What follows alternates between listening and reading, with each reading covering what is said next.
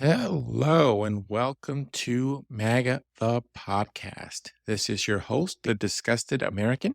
And a reminder, this is not your transphobic niece's MAGA. Our MAGA stands for I'm an Angry Asshole, the cult of Donald Trump.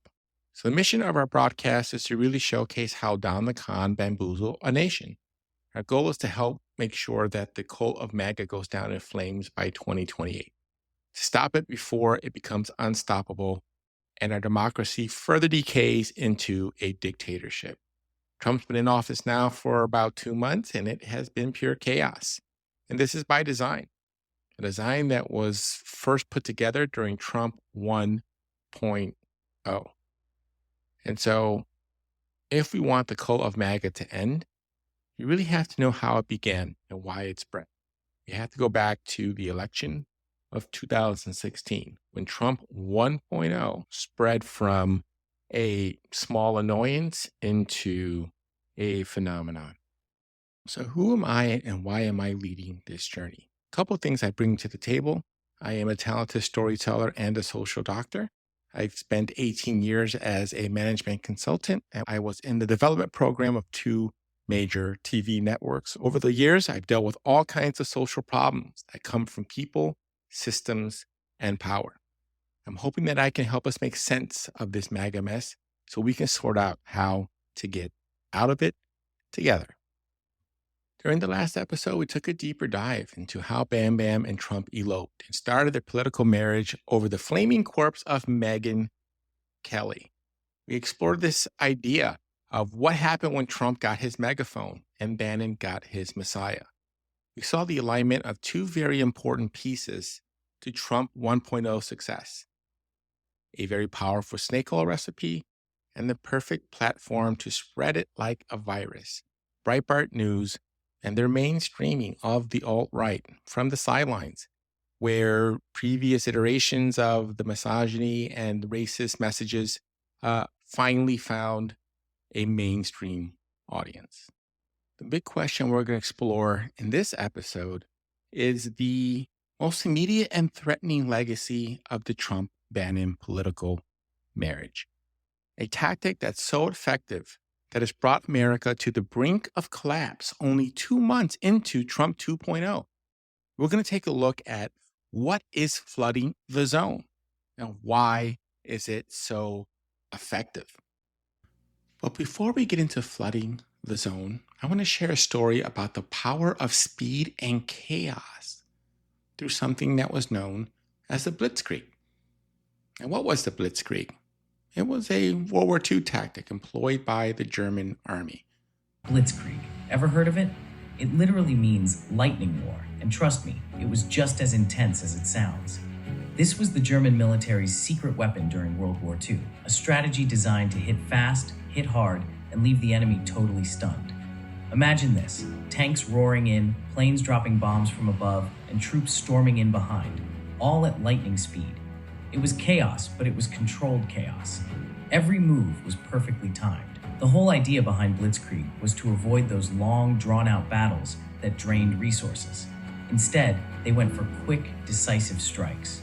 The Germans would pick a weak spot in the enemy's defenses, smash through it with tanks and planes, and then keep going. No time for the enemy to regroup or figure out what just hit them. This caught countries like Poland, Belgium, and France completely off guard. They were overwhelmed before they even had time to react. If you think about World War I and those long trench lines of people shooting at each other but never gaining any ground, the Blitzkrieg was meant to bypass such a stalemate. Combine arms, both the land and the air, speed and surprise, and the power of psychology. The rapid and overwhelming nature of Blitzkrieg attacks often cause panic and chaos amongst the enemy, further accelerating and contributing to their defeat. Probably the biggest example of the success of Blitzkrieg tactics is the Maginot Line in World War II. It was a series of fortifications built along the French-German border to prevent a repeat of the trench warfare and static defense of the previous conflict in World War I. But instead of attacking the Maginot Line directly, German forces went around it. They invaded France through Belgium and the Netherlands, areas where the French expected a slower, more conventional attack. The German forces exploited the belief by the French that the Ardennes forest was impassable. This allowed them to quickly advance and encircle French and British forces. Through these tactics, the Blitzkrieg was able to defeat the army of the French and British very quickly, leading to the fall of France in 1940 and sparing England from the same fate only through the miraculous events of Dunkirk. The reason that it was so effective, the resistance was thin and spread out. And the Blitzkrieg was a concentrated force at a specific point. Think of a hammer driving a nail through a board. It's the concentration of the hammer on the nail that provides the force to get through the board. A line, long and thin, but not deep. This is where the Blitzkrieg tends to work exceedingly well. So how was the Blitzkrieg ultimately stopped? This tactic that was so effective at the beginning of the war began to become less and less reliable over time. And the reason why it was stopped was also the reason why it was so successful. It relied on speed and mobility. By going fast, by going far, it resulted in very thin supply lines and logistical challenges that made it almost impossible to sustain that level of success without slowing down. In situations where the enemy could regroup or adapt, the effectiveness of Blitzkrieg tactics diminished over time. The strategy also depended heavily on surprise and the disorganization of the enemy. If an enemy was able to regroup or adapt to the rapid assault, again, the effectiveness began to diminish. As World War II progressed, the Allies became more aware of these tactics and were better prepared to counter them. The Blitzkrieg didn't work against well-organized defenses. When the Blitzkrieg came in, these flanks of rapidly advancing mobile forces were vulnerable to counterattack. Soviet commanders learned how to blunt these German assaults with successive defensive lines of guns and infantry. An example of this would be Stalingrad. The Soviets were able to maintain their positions. They didn't get overwhelmed by the sound and the fury of the German war machine. So if you fast forward applying the Blitzkrieg to today's world, where we have this barrage of executive orders from Trump that go out into the world very quickly. They're loud, they're overwhelming, they're scary, and the responses to them are slow, right? Executive orders are put into place immediately, and the courts, which are the immediate mechanism to respond, since the Congress is completely inept at this point, they work slowly. They're not meant to go fast. So in a world like this, where executive orders are fast and the courts are slow, where Congress on the Republican side won't stop Trump and Democrats can't organize their resistance, and people like Chuck Schumer roll over at the drop of a hat and leave House Democrats exposed for no reason. I mean, the reality is look, Chuck, if you're going to be a coward, do it early so people realize that you're not to be trusted. But all those House Democrats in districts that are Trump country, that put themselves on the line and were able to resist Trump effectively from the House side of things, were betrayed when Chuck Schumer at the last minute changed his mind in exchange for nothing. So if Congress is not able to resist effectively, we're left with the third branch of government, the judiciary. And so far, they seem to be the only branch of government that's willing to buck Trump, to stop him, to slow him down, which is why we're seeing all this whining and crying from the right about impeaching these judges and ignoring court orders. And this is kind of where things stand right now, because the courts by themselves can issue the orders.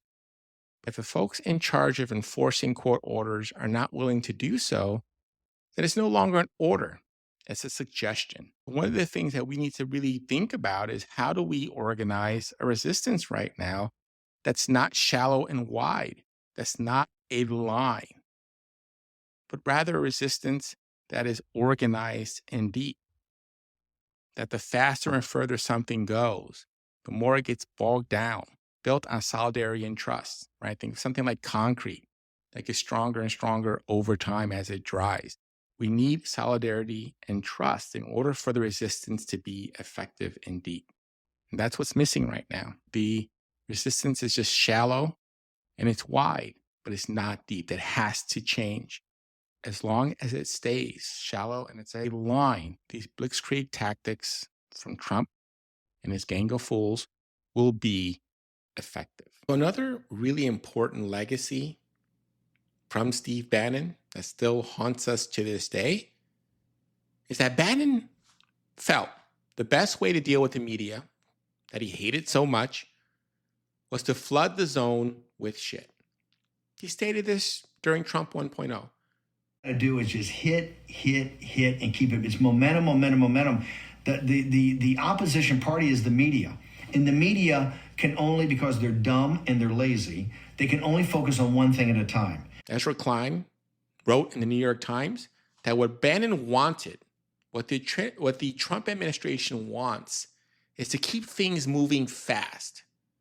It's this thing called muzzle velocity. But we got to start with muzzle velocity. I said, all we have to do is flood the zone. Every day we hit them with three things. They'll bite on one and we'll get all of our stuff done. Bang, bang, bang. These guys will never be able to recover. If you're always consumed by the next outrage, you can't look closely at the last one. Klein states that focus is the fundamental substance of democracy. It's particularly the substance of opposition. If people largely learn of what the government is doing through the media, be it online media, mainstream media, social media, if you can overwhelm the media, if you give them too many places to look all at once, if you can keep it moving from one thing to the next, then no coherent opposition can emerge.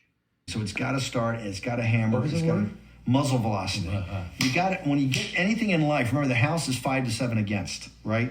To get something done, you've got to go through these certain stages of momentum and keep forcing it. And so otherwise just pure inertia, right? Or the loss of energy. It's hard to even think coherently. So this idea, this flood the zone strategy that Bannon originated in Trump 1.0 was meant to keep the public on their heels with a constant stream of fresh outrages.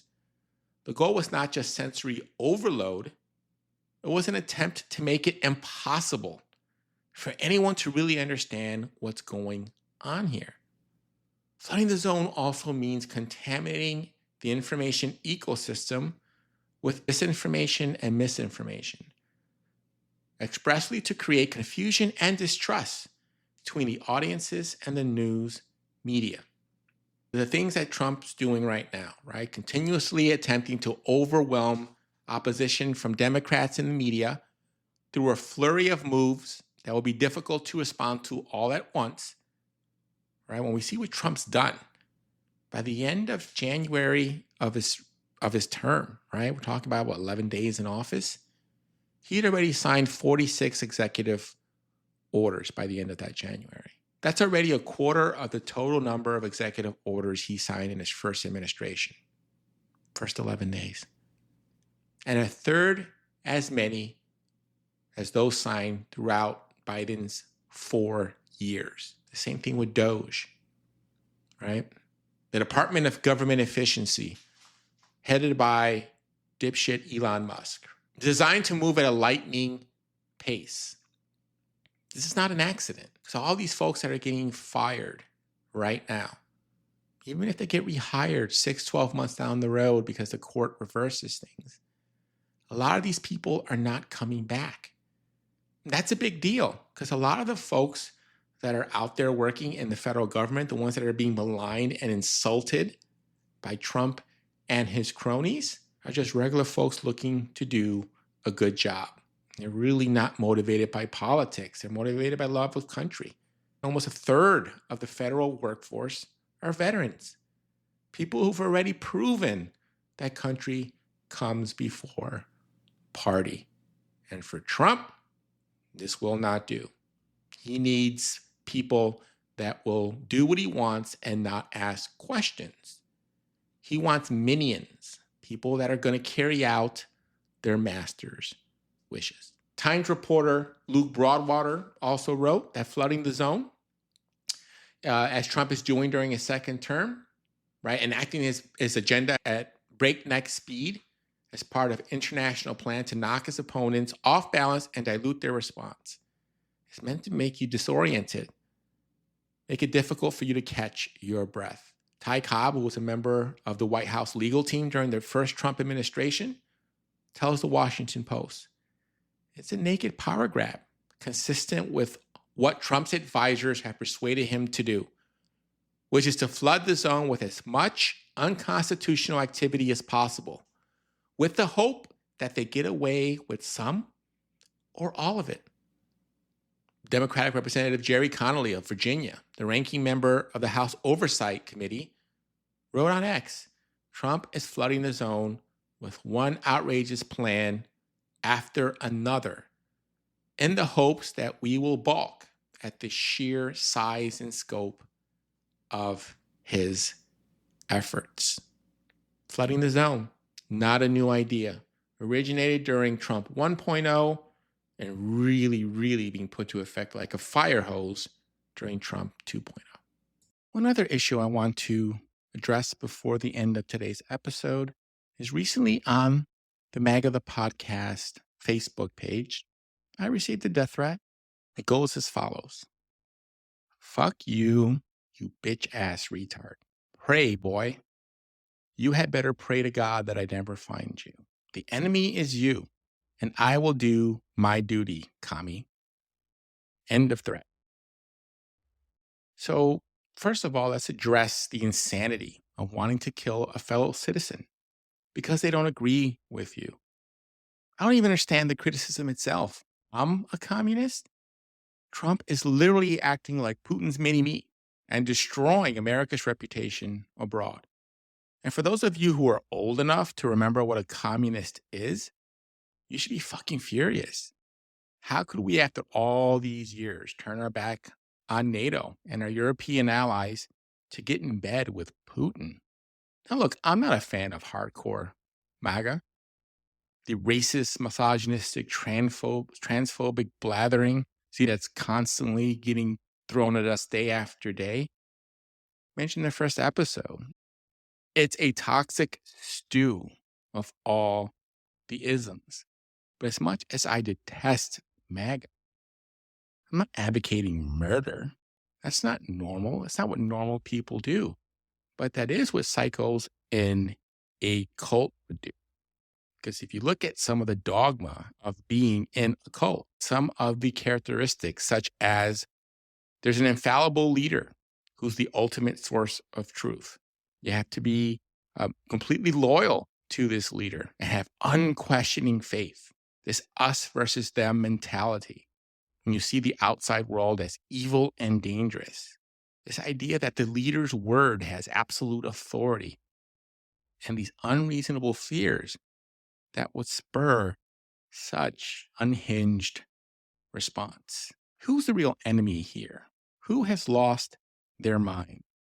So the person who decided that they wanted to use death threats to intimidate me, why don't you go outside and touch some grass? Maybe get some perspective.